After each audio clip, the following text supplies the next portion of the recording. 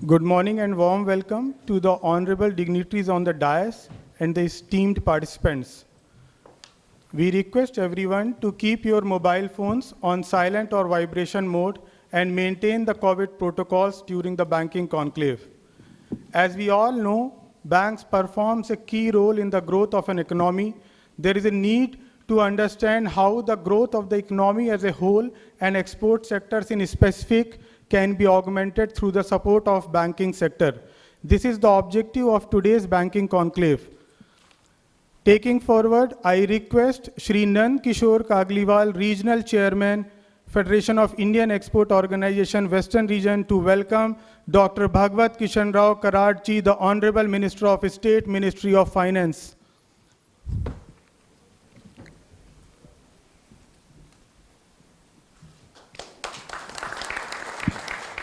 I request Shri Khalid Khan, Vice President, FIO, to welcome the Honorable Minister.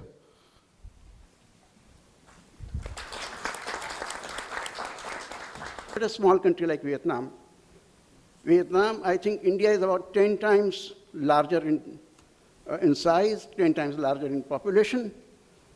And look at the facts. In the year 2010, their exports were around $72 billion. And we were around $220 billion. And just within a span of 10 years, the picture changes dramatically. In 2020, their exports were more like $284 billion, as against our exports of something like $270 billion. They had a whooping increase at the rate of 18% year on year, and we were around 4%. The targets set for current year are certainly feasible to be achieved, which is $400 billion US. But much of that increase would be essentially on account of inflationary factor. In terms of quantity, I really do not know. From 300 billion to 400 billion, maybe more than 50% of it would be contributed by inflation. The target of achieving $1 trillion of merchandise exports by the year 2027 is commendable. We all should put our heart and soul as a national imperative for growth, as a national imperative for generation of employment and eradication of poverty, and that can be done. Here, all of us have to work together, but banking has a special role to play. Credit is more like lifeblood for any economic activity. The flow of credit to the needy, and that too, credit, when it comes to credit, I think two things are very, very significant. A, speed and ease of getting that credit, the cost of credit. Because speed today is the defining denominator of success anywhere, and more particularly in the competitive world of today. We have to create an ecosystem where credit flow becomes normal. The banking industry, unfortunately, is quite hesitant, quite risk-averse because of the ecosystem that prevails. No one would like to be harassed for a bona fide decision that was made about 10 years ago. I think government and society together has to ensure that this risk aversion really goes away. Otherwise, we shall really suffer as an economy. And the plight of MSME is a lot more, because for them, the only source of funding is banks. We need to put our heads together to this. The merchant exporting trade transactions are growing slowly, becoming a new kind of a marketing strategy. The RBI circular specifies that the merchanting trade transactions shall be undertaken for goods that are permitted for exports and imports under the prevailing FTP as on the date of shipment. In merchanting trade transactions, goods are exported from a third country to another country. When goods are not exported from India, and it does not affect the supply position of India, merchanting trade transactions should not impose such conditions. When India was not allowing export of masks, PPE, and ventilators exporters, such orders were received under the merchanting trade mechanism. Unfortunately, we could not execute the same due to such restrictions. Had we allowed the same, Indian exporters would have developed the market by the time India lifted the restrictions and became the second largest exporter of masks and PPE kits. We request the DGFT and the RBI should resolve this matter. The other issue is with regard to the Chahabar port, which is not under US sanction and has given specific waiver by US, yet Indian banks do not negotiate nor issue EBRCs when permissible goods are exported through Chahabar port to Afghanistan or Central Asia. This is affecting the use of INSTC as well as utilizing the potential of increasing exports to CIS countries. The Ministry of Finance may direct banks to negotiate documents and issue EBRC in respect to goods exported to Afghanistan and Central Asia using Chabar port. There are challenges with the transit period as well. While the transit period is not related to the arrival of goods at the destination, the general tendency of the buyer is to make payment only when the goods arrive in his country. The voyage time for export of goods from India to Latin America or to Mexico, Canada is generally about 45 to 60 days. It is therefore suggested that FDI guideline for transit period may be changed from 25 days to 60 days. Though the AD Bank has the power to relax the days depending upon the exceptional situation, normal voyage time is not considered an exceptional situation by them. Sir, presently, exporters are allowed to credit 100% of their foreign exchange earning to the EFC accounts with the condition that some of the accruals in the account during the calendar month should be converted into rupees on or before the last date of succeeding calendar month after adjusting for the utilization of the balances for approved purposes or forward commitments. The deposit is also without any interest. It is suggested that accruals in EFC accounts should be allowed to be retained for a larger period, particularly at the foreign exchange reserve of the country has already crossed US $640 billion, which is adequate for 15 months imports. I would like to reinstate that as exporters, we are doing our level best to achieve the target of US $400 billion set by our government for this year, and we may exceed the figures as well. Honorable Minister, dignitaries on the dais, off the dais, ladies and gentlemen, I will be making a very crisp presentation, and my job has been simplified by my Vice President. We are not here to score a brownie point. We are here to just to flag the issue and put our heads together to help the exports to propel Indian economy, as at this point of time, export is best suited to transform the Indian economy. Sir, we all know that export share in countries' GDP is going up. This year, we are expected to reach $400 billion in merchandise trade and $250 billion in services. That means exports would account for roughly 22% of the GDP. But share of exports in net bank credit is about 3%. We know there are obvious reasons. The demand for many sectors have gone up. We have open account exports also happening. But the short point is that at this point of time, I'm looking into my international trade, which will be to the order of around $1,350 billion, around 45% of the GDP, because I'm looking into $550 billion of imports and $150 billion of services together. Huge opportunities there, but unfortunately, the exports growth is declining. In 2018-19, it declined by 23%. In 2019-20, it declined by 12%. Unfortunately, I'm not having the figure for the previous year. We hope now, since exports are improving, banks will be definitely providing much support to the exports. Sir, at this point of time, there is huge demand for additional credit. And there are various reasons. We all know that exports are clocking around 30 to 40% growth.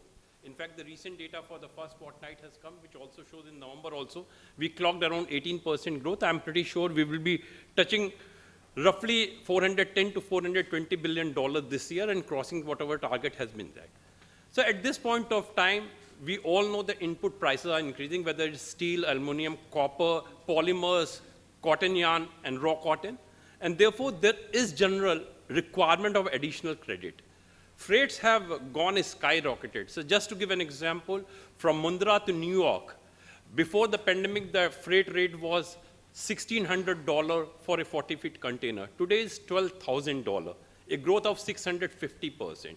From Mundra to Ho Chi Minh City, the tariff was $150. Now it has gone up to around $600. So these are the challenges which requires additional credit.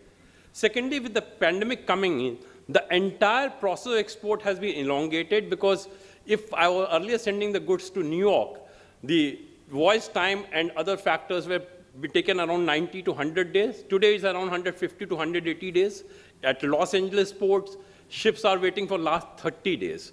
Fortunately for us, on Asia, the problem of congestion has been taken care, but in the Pacific and other region, we are having that problem.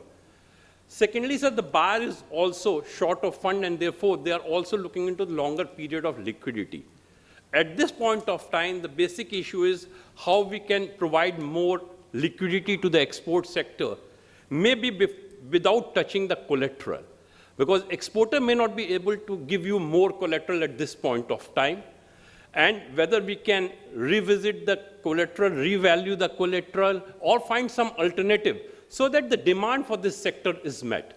So when I am looking into the order booking position of an Indian exporter, this is at a record high. We are not at all worried on the demand side. Our all worries are on the supply side.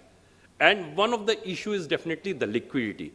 So if the bankers who are here, if we can all put our head together to find a solution to that, and I'm sure there are excellent, brilliant bankers who will have thoughts on that, we will be able to find a solution to that. So the next issue which comes to our mind is that in most of the cases of exports, the pre-shipment credit is linked with orders. Though we know there is facility of the running account, but that put a lot of onus on the bank. It has to be given for a good track record. What is the good track record is also subject to many interpretation, with the result that banks are willing to provide credit only against an order. I know a few banks are providing on a running account basis also. And this is the reason that the entire e-commerce sector has been left out. Because in e-commerce, the order comes online. You have to execute the order within 3 to 4 days, and you are not in position to produce the credit. I went to Indore. I was talking to the exporter there. They say that since they are not in position to provide order, they are not getting any credit. Thanks to the fintech company who have chipped in, and they have been able to provide some credit to that. This is a huge sector with potential immense. When we are talking to the exporter, they say that look at a multiplier of 20x for e-commerce in next 5 years. So e-commerce can only provide inclusive exports. The government scheme like GI or one district, one product or district as an export hub can show immediate result if you can bring those products on the e-commerce. So I will request that I have a separate site on the e-commerce also. If the issue of e-commerce can be taken care, we will be able to outperform many countries even in the e-commerce sector. Sir, as I told you, that good thing is that fintech companies are providing some support, and I'm pretty sure that in times to come, they will be providing healthy competition to the banks, and Indian banks have done exceedingly well. They will definitely revisit their strategy to face the challenges. So the third issue, which is of course burning among the exporters, is the interest equalization scheme. The scheme lapsed on 31st of September 2021. We have been given to understand that Ministry of Commerce have moved a proposal for extension of the scheme, maybe coterminous with the new foreign trade policy. We expect the scheme to be notified soon, but we will request you if you can personally intervene and see that it can be announced as early as possible. This will benefit the export sector. Secondly, there are talks going on to reduce the interest credit into that. We right now have for MSME 5%, and for certain sector it is 3%. The government feels that the interest rates have come down in India, and therefore there is need to reduce the support also. But our view is that the differential in the global interest rate in India remains the same. And therefore, we require similar kind of support rather than reducing the credit at this point of time. So if the government continues to provide 5% interest subvention to MSME, I'm pretty sure that that will provide a lot of competitiveness to this sector. And our request to the Honorable Minister is that please ensure that 5% and 3% credit is given to the export sector, as we are outpriced in the global market because of many other factors as well. Sir, we have some restriction coming on the open current account, and we know the reasons for that. We are very appreciative of the role of the RBI, who has provided certain relaxation also, and on 29th of October, they have exempted all those who have exposure in banking up to 5 crore from this restriction. But we feel that for export sector, RBI needs to revisit the scheme again. Sir, every bank has different approach to a sector. Some bankers feel that gem and jewelry is a hugely risk-averse sector. Some feel that there is huge chance of improving on this sector, and therefore they have a different approach. If I am working with a bank which has little defensive approach, it may not provide me the adequate credit. And therefore, we feel that the option to get the credit from other bank should remain with that. So we are with the RBI so far as those who are not having a standard account, but an exporter who is having a standard account should be provided the facility to manage more than one current account, maybe with obvious condition, whatever RBI may feel like that. So I will again request the RBI, whatever you have done for those up to 5 crore is a very welcome step. Kindly look into the concern of the export sector also and provide some relaxation to that. Sir, we were talking about the e-commerce shipment, and I have already highlighted the problem of getting the credit for the e-commerce, and even the interest equalization scheme is not available for the e-commerce. They are getting the credit to the market exchange, market-driven rates, which is pretty high. Secondly, sir, for e-commerce also, even for a small value shipment, the exporter is required to have the EBRC. I'm making a shipment of 25,000 rupees. I'm required to get an EBRC, and the cost of EBRC will vary between 1,500 rupees to 2,000 rupees. We feel that either the RBI dispense with the requirement of EBRC for very small value of shipment, maybe $500, $1,000, whatever RBI may feel like, or accept the FIRC in lieu of EBRC so that this additional burden, at least on the small value shipment, may not be required. And if RBI does that, I think it will be a game changer for e-commerce exporters who are very, very small. Secondly, sir, at this point of time, the process of updation of EDPMS for the e-commerce is completely manual. And many of the exporters are saying that their remittances have not been updated because banks are a little reluctant to go for this manual process. So we expect that over a period of time, if postal authorities as well as the courier terminal can be integrated with the EDPMS and the whole process becomes electronic, it will go a long way into that. Sir, there is problem of e-commerce exporters who are exporting to a warehouse-based model. For example, if an exporter, let us say in Varanasi, is exporting to Amazon, at the time of shipment, he is declaring X value. But when he is realizing it may be X plus, it may be X minus also. What we have suggested that these consignment may be treated a kind of consignment sale where the export value is only a notional value and whatever is realized is the true value of that. So if that kind of instruction is issued, banks will be able to reconcile these facts. Otherwise, at this point of time, if there is any variation in the price declared by the exporter at the time of shipment and what he realizes, banks are not closing those accounts. So my request will be to kindly look into that. And lastly, sir, we need to look into whether other payment modes can also be recognized. We know that there are not very active banks in Africa, Latin America, and a lot of payments comes to these Western Union money transfer, which are basically for personal use. But other countries are providing for trade use also. My exporters are losing out because they can't take the payment from these. And getting a bank through remittance through a bank becomes very, very difficult. I know RBI and other regulatory authorities must have some reason for that. Time has changed. I will request the Honorable Minister if a small group can be formed with some of the e-commerce players, exporters, banker. We will be able to solve this problem where we also address the concern of the regulatory authorities as well. So there is problem of third-party, third-country payment also. You know that for a lot of export to Africa, payment is routed through Middle East. At times, exporter is aware, at times he is not aware. Now, sir, if I have made an export and buyer gives me the choice to take the payment from X country or forget about the payment, what should I do? So in that situation, I have to accept the payment. RBI has provided a lot of relaxation. What we are suggesting that instead of asking me to provide these details at the time of shipment, please ask me to provide these details when I'm realizing the payment. But at the time of payment, I may be aware, I may not be aware. If I'm not aware, the only other option is that either I don't accept the payment, or if I accept the payment, then a payment is not regularized. So whatever compliance is required at the time of shipment, if it can be shifted to at the time of realization, we will be able to find a solution to that. Sir, Iran is a big concern for us. So far, we were working under the rupee payment mechanism, and UCO Bank is here. The money is almost depleted. We have not imported oil from there, and we were doing very good export to Iran. Our export at one point of time was touching $4 billion plus.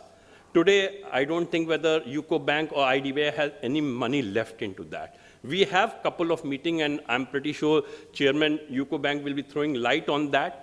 A proposal has been floated by them to provide a kind of line of credit. The issue comes about the interest. So our request is that either Ministry of Finance works with the Ministry of Commerce and provide for the interest, or Reserve Bank of India can provide some provisioning of that. So whenever we get the money from the Iran, the interest can also be incorporated at that point of time. So a kind of dialogue between RBI, Commerce Ministry, and Finance Ministry will help us to go with the trade. Today, Iran is my biggest buyer of basmati. We have last year also exported around 15,000 crore of basmati to Iran. And we are losing business to Pakistan and some other countries. So when we lose the market, getting the market becomes extremely difficult. So our whole emphasis should be to retain this market. Secondly, sir, there are issues with the payment of to some of the OFAC country also. We know there are sanctions, but then the supplies made of food and pharma on humanitarian grounds are not subject to OFAC. Unfortunately, we have not been able to sail through these arguments with the bankers. Bankers are extremely averse, even for pharmaceutical and agriculture product supply. I think if some of the banker can look into to what extent we can address the issue so that we retain the business. It is not that other countries are not doing business with these countries. We are losing out to the other countries, probably because their bankers may not be that much averse or that may be sensitive.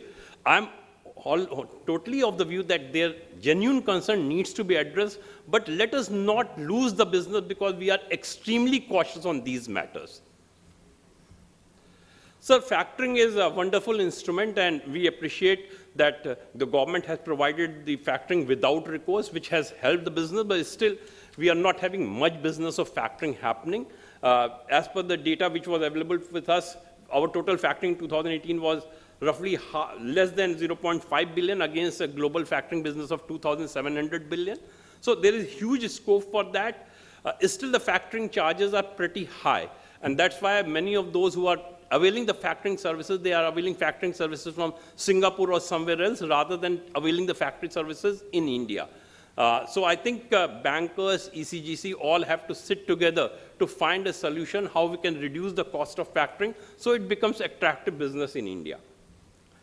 Sir, I will also like to bring to your notice this scheme of Nirvik, which was announced in the Union Budget in 2020-21. Unfortunately, the scheme has not yet been operational. This scheme would have brought lowering of the premium and provided necessary comfort to the bank, as we were providing coverage up to 90% of the principal and interest. I will urge the Honorable Minister to kindly look into that. I have been given to understand probably ECGC has floated a proposal which requires support from Ministry of Finance, and intervention by your office will be extremely helpful for all of us. I'm pretty sure when Chairman ECGC speaks on that, he will be covering this aspect as well. Sir, we are thankful to the RBI, who has now said that the of the exporter on the EDPMS will not be done by them. They have given the responsibility to the bank, but bank needs to give the priority to that. Still, millions of shipping bills are not been updated into that. There may be few shipping bills where exporters are at fault. They may not have realized that. We are pursuing the exporter to realize it. Otherwise, not only the banker enforcement agencies are chasing them, but where they have realized, banks should give priority to that and try to close it, because exporters should not be caught at the wrong end because of the fault of the banker. So it should be a priority for that. Secondly, sir, in any business, some kind of outstanding will remain. So what we are saying that if an exporter is outstanding up to 5% of his preceding year exports, he should not be caution listed or put into some kind of blacklisting. Even in domestic business, 5 to 10% outstanding remains, and the same is true of our export business also. So some pragmatic view will help. And we want that EDPMS may be now a single source for the EBRC. Today, I'm giving EBRC to DGFT, I'm giving EBRC to customs, I'm giving EBRC to GSTN. Why not everyone gets this EBRC from this system itself, rather than exporters supplying it to different agencies? Sir, we have an excellent gold card scheme, and thanks to the RBI, when we pursued with them, they re-rolled the scheme in 2019. But if you ask the banker how many gold card has been issued, the figure is not at all encouraging. I fail to understand why banks are hesitant to provide the gold card. There are laid down conditions for that, and I will urge the bank that FIO and other organizations can work with them to sensitize the exporter, but they have to market the gold card. At this point of time, none of the bank is marketing the gold card. This provides a lot of non-fiscal benefit, because so far as the interest rates are concerned, it is up to the banker to provide lower interest rate or not in the gold card, but non-fiscal benefit needs to be given. One of the advantages of the gold card is that this provides for automatic renewal of the limit, 20% automatic enhancement of the limit, and these things are very much required today. So I will urge the Honorable Minister if you can look into monitoring of the gold card by different banks as well. So there are some small issues also I will just flag, because Chairman, my Vice President also, there are problem of the collateral, though we know that for MSME, collateral up to 2 crore is taken care by CGTMA scheme, but most of the banks insist for the collateral. Online credit module is required. We also want that, like for the duty drawback, the banks were providing post-shipment advances, if the same can be provided against the GST, because at times the refund of GST is taking enormous time. There is problem of setting of the EBRC for export receivable for import payable, sir. If I have to receive $100 from a buyer and I have to pay $50 to the buyer, RBI allows the adjustment and $50 is only received by the country. But for getting the export benefit, he wants an EBRC of $100. Unfortunately, banks are hesitant to issue this because they are saying that I am settling out through the adjustment and I will only give EBRC for $50. So exporter has the option, he can receive $100 and he can remit $50. His export benefit is based on $100 and not on the net adjustment. So I will request RBI if they can look into the matter and advise suitably.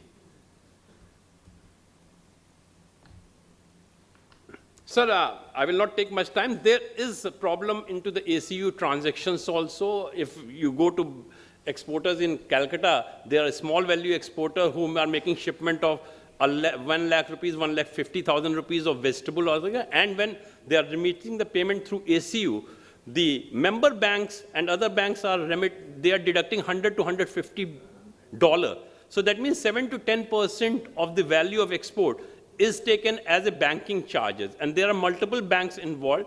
There are remitter bank, there are beneficiary bank, there are a members bank, and we feel at least the role of members bank can be eliminated because after all it is a US dollar. So these are in short some of the issues, and I'm pretty sure that bankers present here will be definitely dwelling much on that from their point of view also. We are not here for an augment building. We are here to find a solution to that, and I'm pretty sure the open dialogue on this will go a way forward. Thank you very much, sir. Dignitaries on the dais and dignitaries of the dais. Today I congratulate this organization for organizing such a nice get-together or a conclave. And this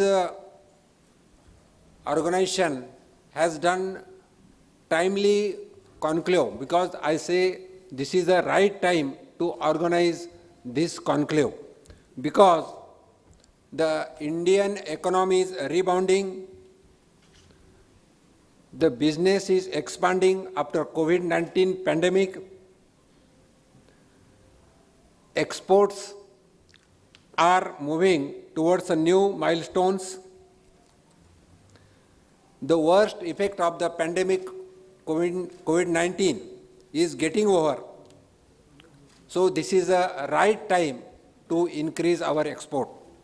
But on this occasion, I, being a state minister from finance, I want to resolve different problems. And to resolve different problems, what I think the 4 or 5 expert committee from the export. At the same time, some bankers, CMD, particularly Ecobank, who is the chairman of the IBA, with him I will 4 to 5 bank chairmen, then RBI officials, Commerce Department officials and myself. We will have a joint meeting. Whatever the problems of the export, we will discuss these problems and we will discuss these problems and we will solve this problem, we will try to solve the problems. If the problems are more, then we will communicate to Honorable Finance Minister, Madam, and we will find out the solution to have a more export. As earlier I said, the problems of the exporters, whatever it may be, we will solve by sitting or by having a joint meeting with the different parts or different officials or different personalities which are coming across the export. And with this short speech, I will again say, we will sit together, we will try to solve the problems, and we will see that, as I said, as our Prime Minister, Honorable Narendra Modi ji said, exporters should become a developing engine of this country. So it is we have to play an important role, and we, myself, our bank peoples, are there to solve the problems and to make export easy. Dhanyawad. Issue is as on date कि we were requesting to the government कि you should make the payment of the quarterly interest because as per the RBI guidelines we cannot book the interest if we have not realized. So there was some another suggestion कि you should take the interest after the end of the 4 year or 3 year, whatever the time is being decided. So then the role of the RBI is coming in the picture. If they give the dispensation to book the interest on the basis of the accrual rather than the realization, so they can also be sorted out. So my request to the ministry also and the RBI also, ki what can be the best solution? And as far as bank is concerned, I on behalf of my bank and on behalf of as a IBA chairman, I think I can assure all of you, liquidity is not issue for the export credit. Although in the every conclave which I am attending or my colleague is attending, there is always the risk that bank has become risk averse. But I may tell you, now bank is not risk averse. The exporter or the manufacturer or the industries has become risk averse also. Because they are also taking whether we should take this business or not. As Mr. Sahaj told, suppose they want to do the export to the Iran. If they are not have the guarantee that they will receive the payment, so not only the UCO Bank, they are also risk averse, they are not exporting, they are not taking the risk. And secondly, credit is not the only reason to increase the export. That is definitely, it is one of the major part. But other part is also whether exporters are in a position to reduce the cost, whether they are in a position to make the quality which is acceptable in the international market. So that is also other issue. This is the reason, and I am fully agree with the Honorable Minister of State who has advised, we all stakeholders sit together and we will find a best solution which is in the interest of the, either for the exporter, either in the interest of the banker, or either any other. With this word, I am hopeful that we will reach to the conclusion by which we will be increasing to export finance. Thank you very much. Speed and ease of doing business is very, very important. I represent Canara Bank, and in Canara Bank, in the last 1.5 years, we have brought in a lot of structural changes and also changes in the processes. We have rolled out Forex for you, FX4 for you, wherein we have given a lot of advertisement so that the exporters can avail this facility. And in this, as we discuss, things should move digitally to do more and more business and to do transparent business. In this particular portal, you can remit, you can export, you can import, and you can do trade finance also. And you can log in, you can find out where is your application and what is the status of the application. And the rates are transparent. And if you have any query, you can raise, a call center is there, headed by the outsourced agencies, as well as the internal staff who will address it. The people who are using this, they are happy and they are giving further suggestions going forward. It will be still improved so that it will be more and more exporter friendly. Now coming to the availability of credit regarding collaterals, all these things. Again I say, for example, Canara Bank, we have about 10,000 branches. I have 90,000 people, about a lakh, what you call ATMs, and same thing regarding the BCs.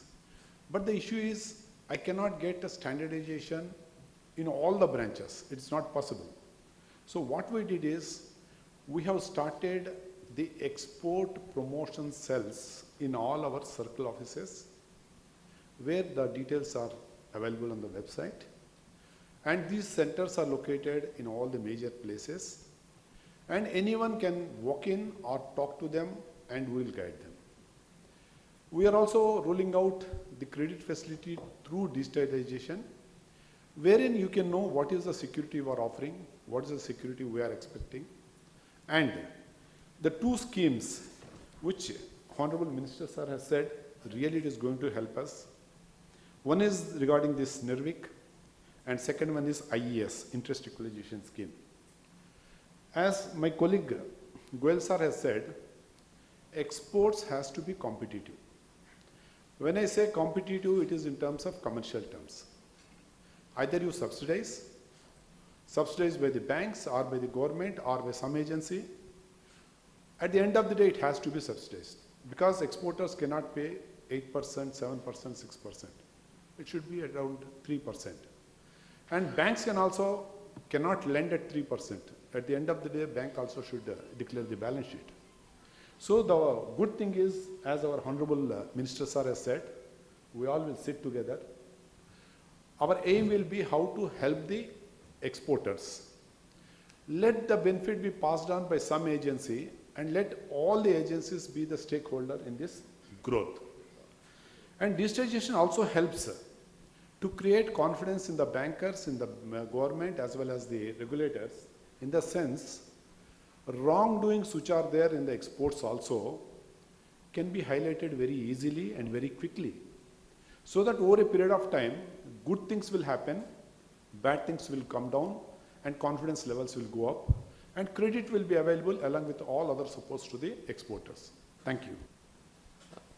Actions taken by the Reserve Bank of India after COVID, because of COVID, and otherwise have been covered by the Honorable Minister.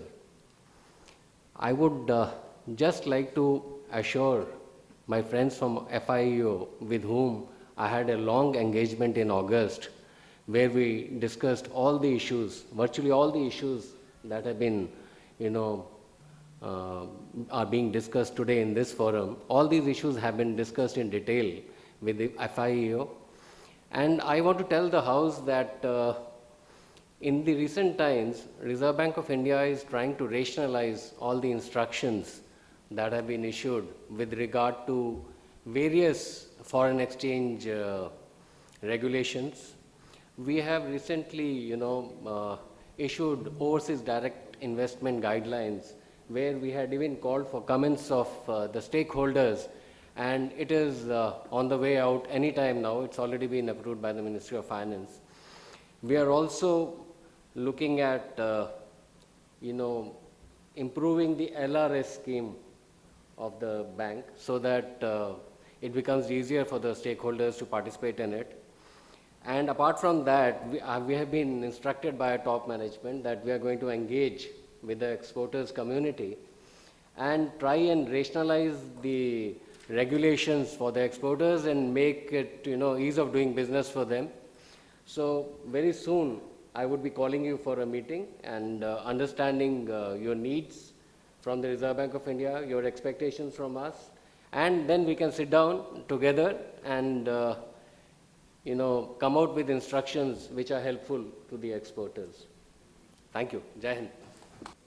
Sir, I am Pankaj Chadda. I am Managing Committee member of FIO. I also head the MSME panel in FIO. I am also an MSME exporter. So I will highlight some of the points which the MSME exporter is which is 60% of India's export. One was the ECLGS. For some reason, we all know in Maharashtra, MSME exporter normally banks with an urban cooperative bank. But for ECLGS, urban cooperative banks have been omitted. I don't know why, maybe possibly they were not under the oversight of RBI when the ECLGS 1 point came up. When that instruction came up, they were not under the oversight of RBI. But I think now urban cooperative banks have come under the oversight of RBI. So our request is that when this scheme is for MSME exporters, ECLGS 1 and ECLGS 1 extension is for an MSME exporter. But if you don't cover cooperative banks, at least urban cooperative banks, then most of the MSME exporters are out of the ECLGS 1. So we need you to reconsider that, considering that urban cooperative banks are under RBI. That was one. The second point was regarding the rate of interest. As you know, MSME exporters, their external credit rating is not so great. I don't know of any MSME exporter who would be having a A or a AAA or a AA rating.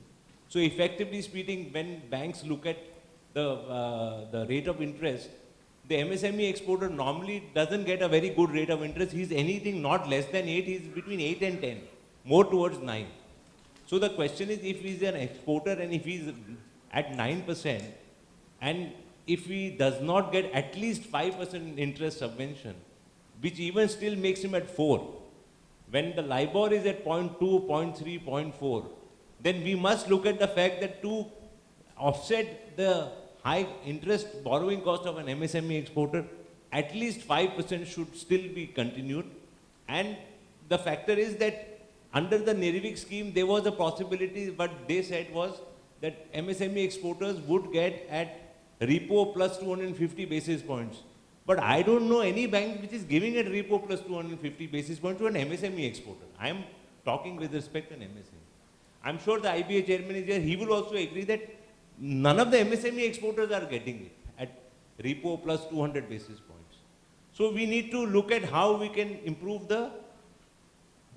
reduce the rate of interest to the MSME. The third point was the collateral.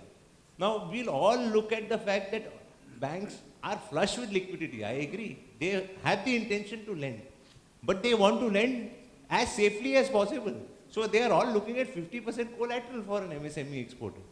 Now look at from an MSME exporter point of view.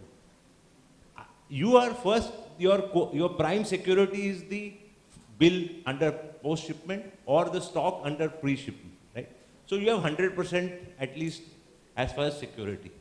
2, you have already insured with ECGC, so 80% you are getting from ECGC in case of a default, and that premium also you are charging the MSME exporter. It's not that the bank is bearing it, we are bearing it. For post-shipment, with great difficulty, Mr. Saraf and everybody, Mr. Sai had put pressure so the banks don't charge, but you are getting that also covered. So you have first a coverage of prime security, you have ECGC coverage security for 80%. On top of it, then you say हमको 50% collateral भी दे दो. कितनी safety लोगे आप MSME के लिए? I mean MSME वाला कहाँ जाएगा?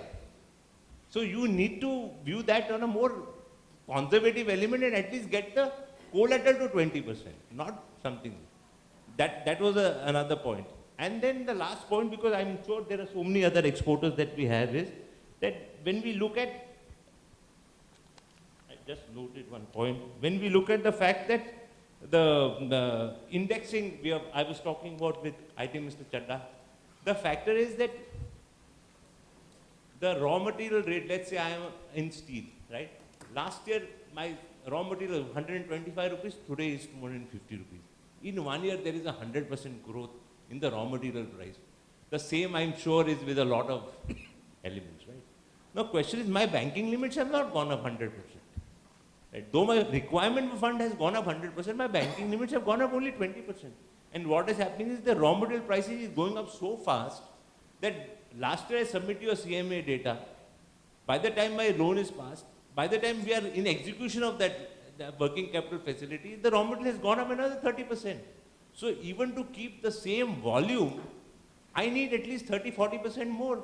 And unfortunately, none of the bankers, are willing to increase limits by 30%, 40%, at least to an MSME exporter. So my question is, can we have something like an indexing that you work it out based on the raw material X price, and based on that X, if the raw material has gone up 30%, automatically there should be a requirement for more than 30% lending. I mean, these are some of the few points, and since my request to the Honorable Minister, MSME is a very important factor. So kindly, whenever you make a committee, please involve MSME exporter also, so that he can give you, because only a wearer knows where the shoe pinches. I mean, then he'll at least give you the pointers of where the MSME is at this point of time. Thank you. Yeah, good afternoon. I am Kaksha Parekh. I'm also the managing committee member on the board of FIO, and I'm finance director in my company Gem Aromatics Private Limited. I have a few questions or maybe suggestion for the dignitaries on the dais. The production linked scheme has only been, for 10 or 11 sectors. We're talking about 5 trillion economy, and we're talking about a lot of things. So it should be related. We had such kind of schemes with DGFT earlier also, which is no more there now. So production is a production, export is an export, and production and export to be linked in such a way that in case if any industry has produced more or exported more, it should be considered as a linked subsidy, and there has to be an incentive given there to promote the exports. That is my first suggestion. And second one is obviously to RBI and the bankers here, that EDPMS of course is a lot of problem. In my company, I'm taking care of that whole thing, and I know how bankers, and there's so much of a backlog and there's so much of a work to be done. Like everything has been digitized in DGFT and customs, you have eSanchit and Turant, and everything is there online. So why not give that portal to the exporter themselves? They will fill in their own, data, and probably it can be a maker and checker, maker and an approver with the AD bank. So things will be more streamlined, because exporter does not want to qualify as a risky exporter, wherein we are putting everything on the portal. If it matches the details, it should be going online. If it does not match, an AD bank can come into picture, or maybe an RBI can come into picture. So that is one thing. And whenever we have to, the third point, I'm sorry I'm taking time, for the Reserve Bank of India, whenever there is a GR waiver or things like that to be taken, it takes a whole lot of process and too much of time and emails to go to RBI. So an exporter wants to go and take it, because AD Bank will take its own time, RBI will take its own time, and the time lapse, sometimes just the purpose is lost. So there needs to be a RBI and exporter, some kind of a mechanism where we can go.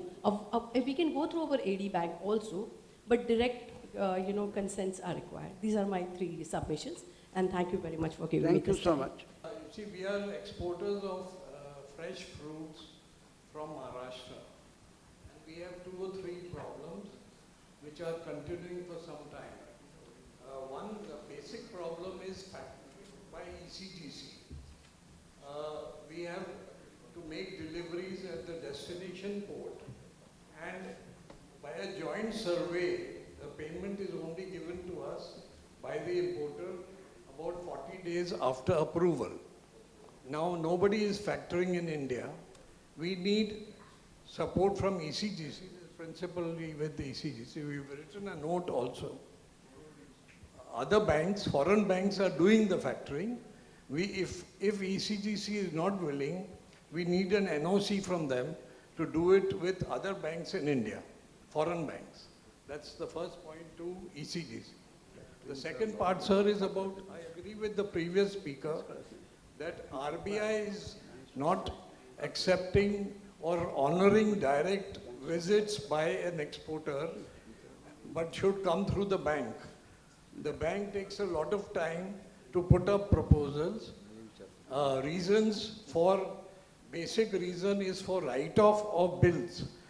As per the RBI guideline, we have to wait for 1 or 2 years to write off bills, for which we are charged every quarter after the first year by our banker, which goes into big amounts, irrespective of the amount of write-off.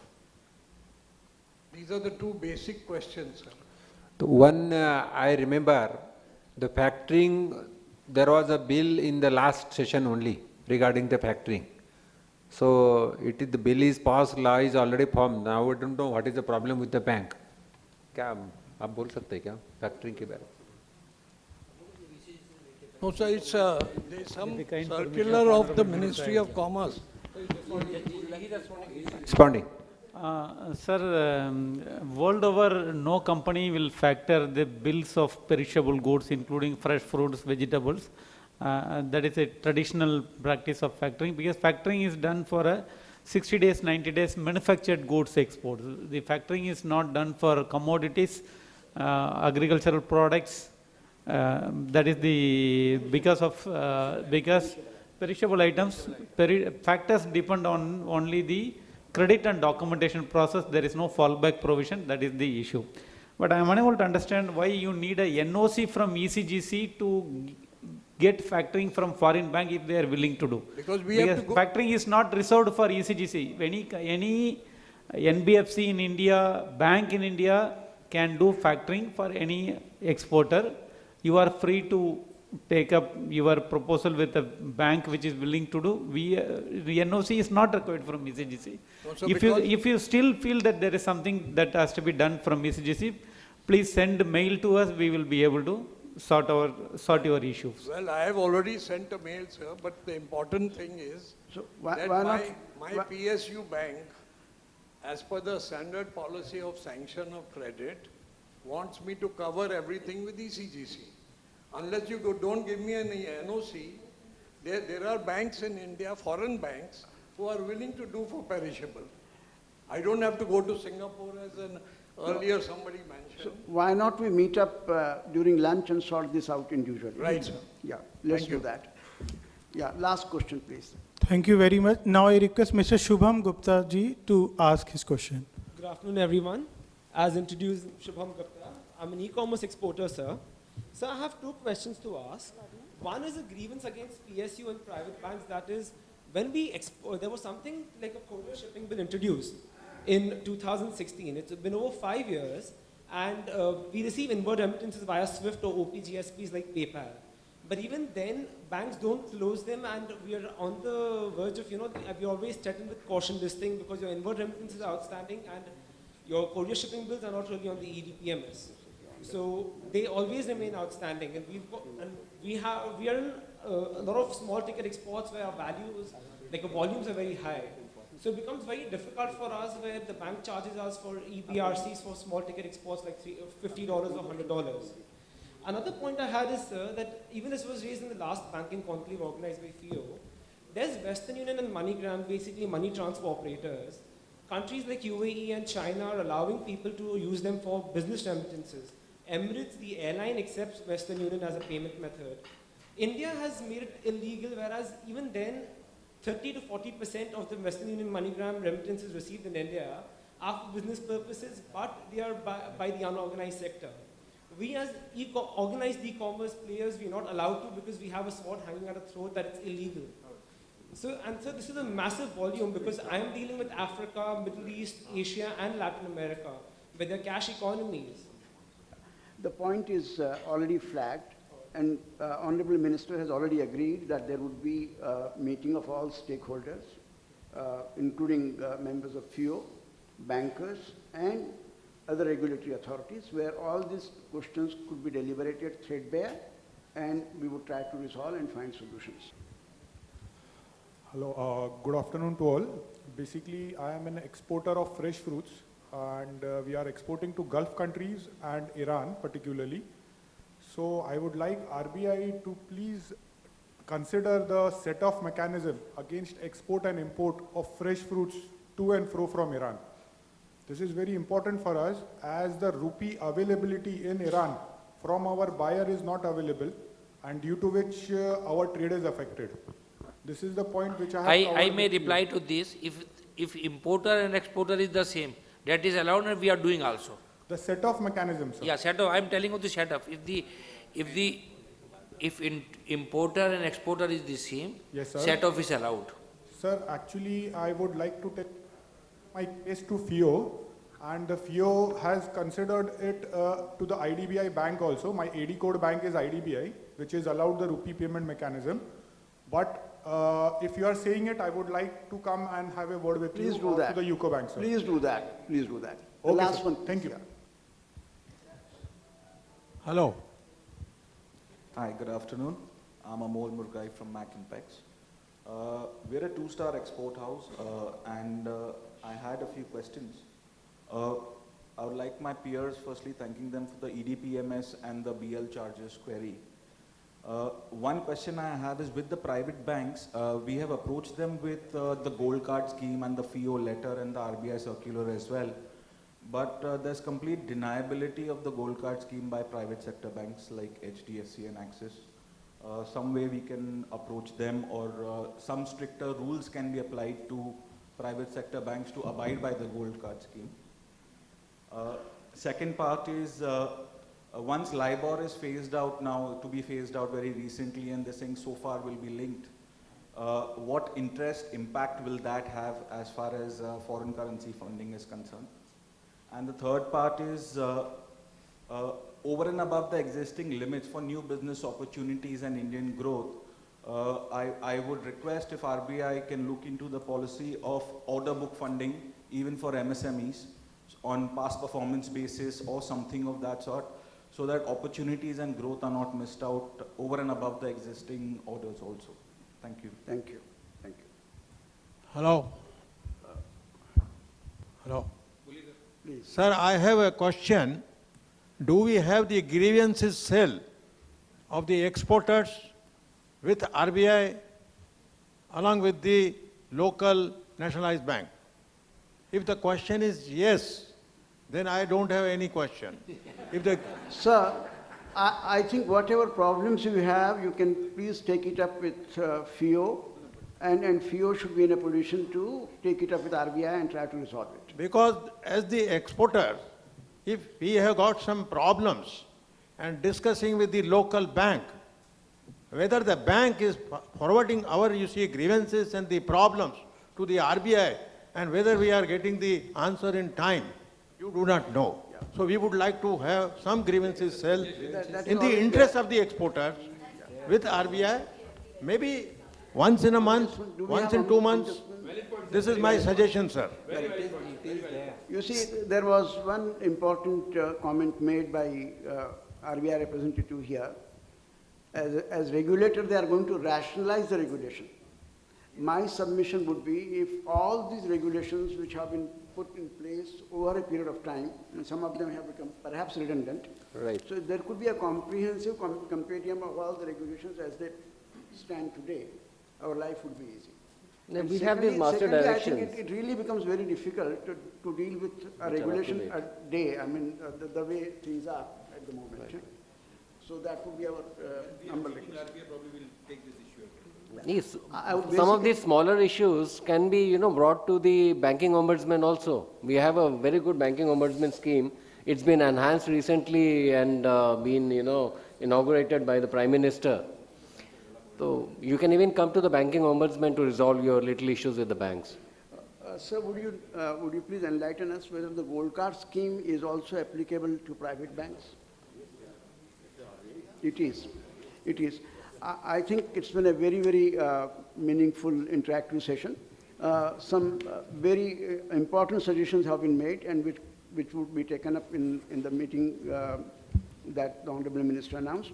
I think one of the very creative type of a thought was that index-linked enhancement in credit that Pankaj ji talked about. ECLGS not being applicable to urban cooperative banks, that's a very valid point to be taken up. This issue of collateral really does a collateral damage to at least the MSME sector. They are not AAA rated, they are not A rated. We need to have a very pragmatic, I'm not using the word compassionate, a pragmatic view about what collateral ought to be. In fact, the lending has to be cash flow oriented and not, we can't be overtly or excessively obsessed with collaterals alone if things have to go forward.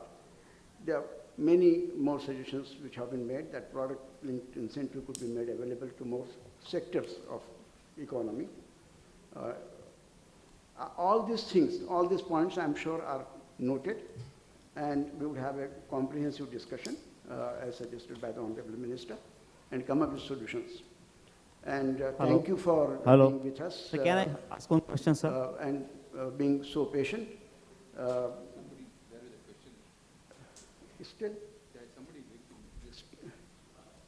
Is there some? I think during the lunch you are welcome to come forward and interact. And Okay, thank you, sir. yeah, please do that. Thank you, thank you. May I Thank now you. request Ravikantji, would you please propose a formal vote of thanks? And I am personally the convener of the Western Zone, where a lot of exports take place from our territory. And we always welcome that exporters send in their grievances or difficulties so that FIO can have a look at it. Sometimes we cannot intervene in personal matters because they may be a little too complicated for FIO to get involved. But on matters of policy and where we find that things are not being done fairly for exports, FIO does have a voice with the government, thankfully for that, and they can be taken up. And with these words, may I thank everybody for attending today.